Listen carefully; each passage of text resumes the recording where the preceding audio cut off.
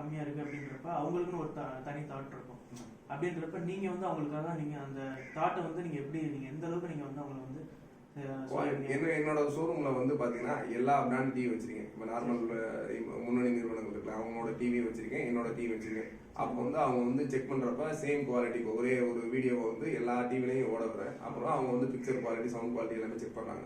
Check பண்ணிட்டு சரி அந்த பிராண்ட் டிவியும் இந்த இதுவும் சேமா தான் இருக்கு, அப்போ எந்த டிஃபரன்ஸ் இல்லை, அப்போ வாங்கலாம் அப்படின்ற ஒரு நம்பிக்கை. இன்னொன்று நம்ம கிட்டத்தட்ட லாஸ்ட் 20 years தான் வந்து சர்வீஸ் கொடுத்துருக்கோம். அந்த 20 years உள்ள ஆல்ரெடி தெரிஞ்ச கஸ்டமர், அவங்களோட ரெஃபரன்ஸ்ல வரவங்க எல்லாமே சரி இவங்க 20 வருஷமா வந்து ஃபீல்ட்ல இருக்காங்க அப்படின்னா கண்டிப்பா வந்து நல்லா இருக்கும் நம்பிக்கையில வாங்கலாம். இப்ப வேல் டிவி அப்படின்னு நீங்க தனியா கொண்டு வந்தது காரணம் அதோட இது சொல்லுங்க. அது நார்மலா இப்ப நான் வந்து ஒரு 5 years பேக் வந்து ஒரு பிராண்டட் டிவி வாங்கணும்னா மினிமம் 30,000 40,000 அந்த மாதிரி ரொம்ப ஹையஸ்டா இருந்துச்சு. அந்த மாதிரி நேரத்துல சரி இந்த இதை வந்து நம்ம எப்படி விலை கம்மியா மக்களுக்கு கொடுக்கணும், நார்மலா ஒரு மிடில் லெவல் வீட்லையும் வந்து எல்இடி டிவி பார்க்கணும் அப்படின்னா நம்ம பிரைஸிங் தான், பிரைஸ் வச்சு தான் அப்படின்றப்ப இதை நம்ம ஓன் பிராண்ட்ல தயார் பண்ணி கொடுத்தோம்னா விலை கம்மியாக கொடுக்கணும் அப்படின்ற மாதிரி விசாரிச்சு பார்த்தப்ப விலை கம்மியாக நமக்கு கிடைச்சிச்சு.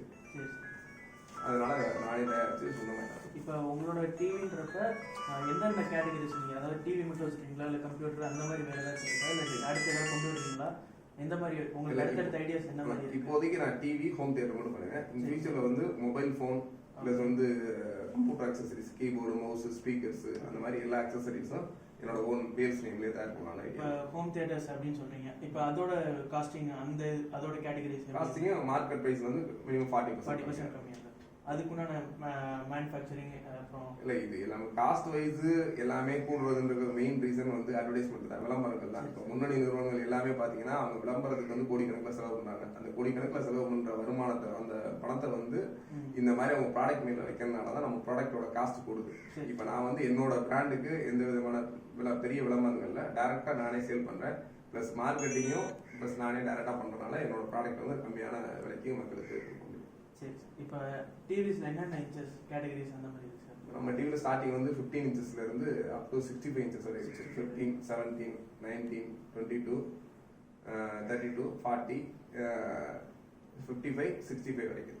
இப்போ ஹையஸ்ட் ரேட் உங்க இதுல எவ்வளவு சார்? ஹையஸ்ட் ரேட் வந்து நம்மளோட 55,000. ரொம்ப நன்றி சார்.